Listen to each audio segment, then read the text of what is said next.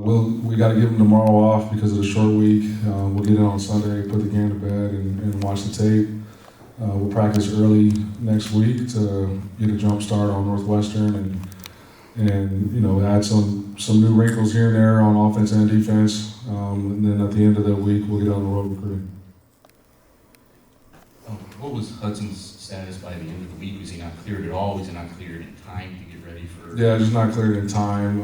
He wasn't in the full clearance of the protocol. He's doing fine now though, and so expect him to be available next time we play. And you see that as a two-quarterback situation still, or is that a decision that has to be made? We gotta let's get through the week and we'll evaluate it.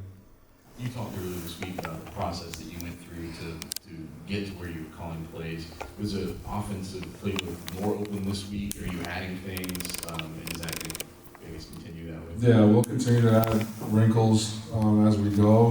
Based on what our opponent presents as maybe things that we can try to attack or exploit. If we get C.J. Smith back next week, I think that'll be huge for us.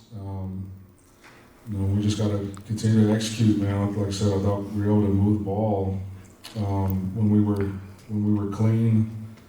Just couldn't convert on some of the third and longers, and definitely can't take negative yardage plays on early downs. Ryan, second game call of the plays on offense. Did it feel more smooth? Did it feel more natural? Kind of how do you evaluate yourself in that aspect tonight?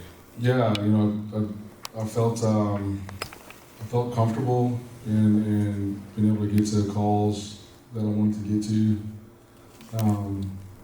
I'll continue to get better. I'm very thankful for the offensive staff and some of the ideas that they're presenting and the communication on game day. But we had 0 points today, so obviously didn't do a good job. And then Corey Stewart went down late. I know late in the game. Any idea if I think he's severity? okay. Yeah, I think he's okay. After some of the losses you had this year, how do you convince your players to just keep buying in, trust the process, and move forward? I'm not I haven't needed to beg them to continue to play or continue to be bought in. I think when you have failures, you need to be able to point to why you failed and come up with solutions on how to improve. I think when you can do that and point at something tangible, it gives a sense of hope and an explanation on how to get better. We got a group of guys that are prideful and want to go compete and want to go play. So we're not having to beg them to go prepare, go practice, or go play. Do you think you have the right answers on offense right now, or are you still searching? Obviously, we had an explosive output last week against a really good opponent. We just played the number 2 team in the country. We got a lot of young guys that are playing as well. Like I said, we were able to move the ball. It's just we were on third down. 4-12 on third down, and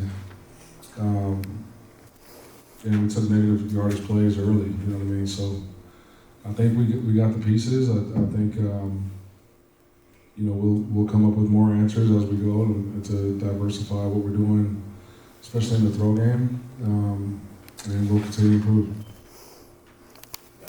Yeah, Ryan, just the slow starts continue. I think just 7 points in the first quarter. I don't think you scored in the first quarter the last 5 games. I mean, I know it's going to be talking about it every week, but I guess you always wonder, is there a solution? You got to execute like the first drive. We were moving the ball, and then we had a false start, and now all of a sudden you're behind the chains. You can't do that when you're trying to start a drive. So we'll continue to look at it as a staff and continue to emphasize the importance of starting fast. But you can't take negative yards plays. You can't have penalties on opening drives. And Nyland Green was out tonight. Can you elaborate at all? Is it acting at the beginning? No, it's not his fit. He had a pretty significant injury, and his status is kind of up in the air right now. For the rest of the year. I'm not sure. We'll see. Brian, when it comes to some of the pre-snap penalties, how do you guys go about fixing those? Yeah, well, I think the part of the issue tonight was some of the snap operations. We were doing a lot of shifting and moving, and so they were communicating a lot. And so, maybe we look at how our cadence is and how we can sort of clean that up to not go on the defensive sound. I think that was what was getting us tonight. Obviously, Ryan has sparked the running game a bit, but where is his drop back pass in terms of his capabilities of completing the offense, so to speak? I thought he dropped back passed really well a week ago. There was a number of reasons why the drop back game sort of wasn't there tonight.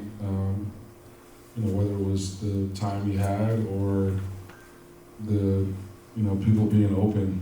And again, he's a redshirt freshman in his second start. So there's going to be a learning curve there. I know he had a great week a week ago. But he's still a redshirt freshman, and he'll continue to improve. That bye-week timeline that you laid out before, have the circumstances changed at all? What you're trying to accomplish in that week, as opposed to what maybe you would have planned to do in that week? In terms of why would the circumstances? Anything you're addressing, or the time you're spending it at different things? We're going to stick to our process.